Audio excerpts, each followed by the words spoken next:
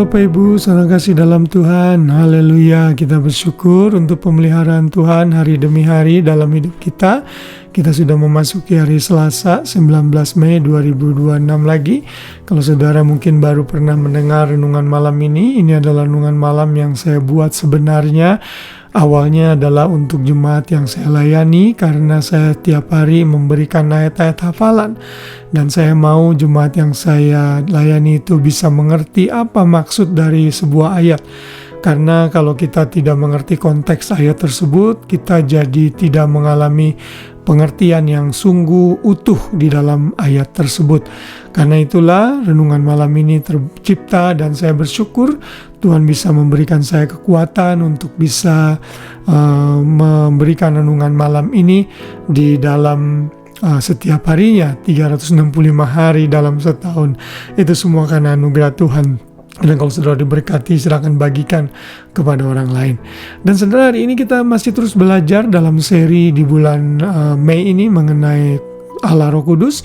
Dan kita sudah banyak belajar mengenai keilahian Roh Kudus dari hari-hari yang sebelumnya. Dan juga beberapa pekerjaan Roh Kudus. Nah, hari ini kita belajar lagi pekerjaan Roh Kudus yang sangat penting dalam hidup kita, yaitu Roh Kudus mendiami orang percaya. Kita akan membaca ayat hafalan kita 1 Korintus 3 ayat 16. Di sana dikatakan, "Tidak tahukah kamu bahwa kamu adalah bait Allah dan bahwa Roh Kudus Allah diam di dalam kamu?" Jadi saudara, ayat ini menyatakan bahwa Roh Kudus itu berdiam di jemaat Korintus. Kalau saudara membaca kitab Korintus, ini jemaat yang bukan jemaat yang baik-baik, saudara. Ada begitu banyak dosa dan pergumulan yang terjadi di dalam jemaat Korintus. Paulus harus berkata dengan kata-kata yang keras dalam suratnya untuk bisa menyadarkan mereka. Dalam keadaan seperti itu, Roh Kudus tetap bekerja dan Paulus tetap yakin Roh Kudus itu ada dan berdiam di dalam mereka. Karena itulah Paulus menyatakan mereka harus sadar dan meninggalkan hal yang tidak baik dalam hidup mereka karena mereka adalah bait Allah dan Roh Allah ada dan diam di dalam mereka. 1 Korintus 6 ayat 8 ayat 19 juga menyatakan hal yang sama. Atau tidak tahukah kamu bahwa tubuhmu adalah bait Roh Kudus yang diam di dalam kamu, Roh Kudus yang kamu peroleh dari Allah, dan bahwa kamu bukan milik kamu sendiri. Jadi Paulus kembali mengingatkan mereka bahwa Roh Kudus itu berdiam di dalam diri mereka. 2 Korintus 6 ayat 16, apakah hubungannya bait Allah dengan berhala? Karena kita adalah bait Allah yang hidup menurut firman Allah ini. Aku akan diam bersama-sama dengan mereka dan hidup di tengah-tengah mereka. Dan aku akan menjadi Allah mereka dan mereka akan menjadi umatku. Ada begitu banyak ayat-ayat yang menyatakan bahwa Roh Kudus itu berdiam di dalam orang percaya. Dan ini adalah penggenapan dari apa yang menjadi janji yang Tuhan Yesus berikan sebelum dia disalibkan.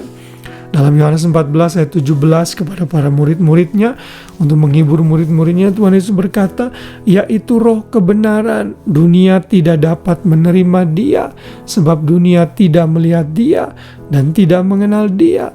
Tetapi kamu mengenal dia, sebab ia menyertai kamu dan akan diam di dalam kamu. Saudara, ini yang membedakan antara kita dengan orang-orang yang hidup di perjanjian lama. Sebelum masa Tuhan Yesus lahir, bangkit, naik ke surga dan mencurahkan Roh Kudusnya, orang-orang di perjanjian lama dan pada masa sebelum Yesus dan sebelum Roh Kudus dicurahkan itu, Roh Kudus tidak berdiam secara permanen. Roh Kudus hanya berdiam untuk satu tugas-tugas tertentu sampai tugas itu selesai. Dan kalau mereka melakukan hal-hal yang tidak baik, maka roh Tuhan itu akan keluar dari mereka. Itu yang terjadi misalnya dalam hidup Saul. Dan Daud juga takut roh Tuhan diambil daripadanya saat dia berzina dengan Batsheba. Tetapi bagi kita ini adalah privilege, bagi kita orang-orang hidup perjanjian baru. Setelah hari raya Pentakosta, Roh Kudus dicurahkan ke dalam hati dan diri orang percaya yang mengaku Yesus sebagai Tuhan dan Juru Selamat.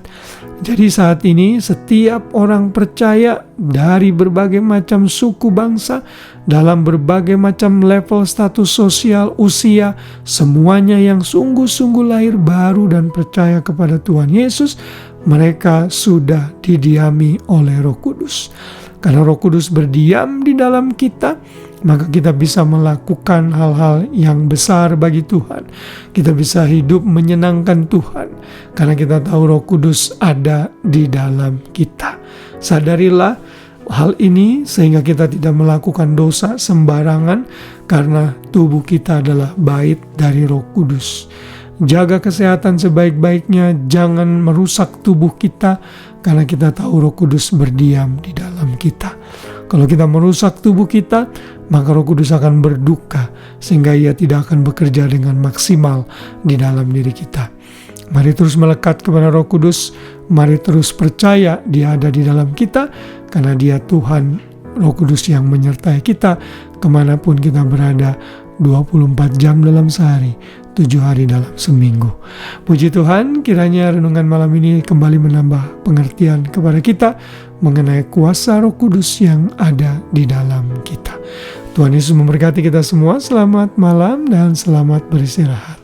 Shalom.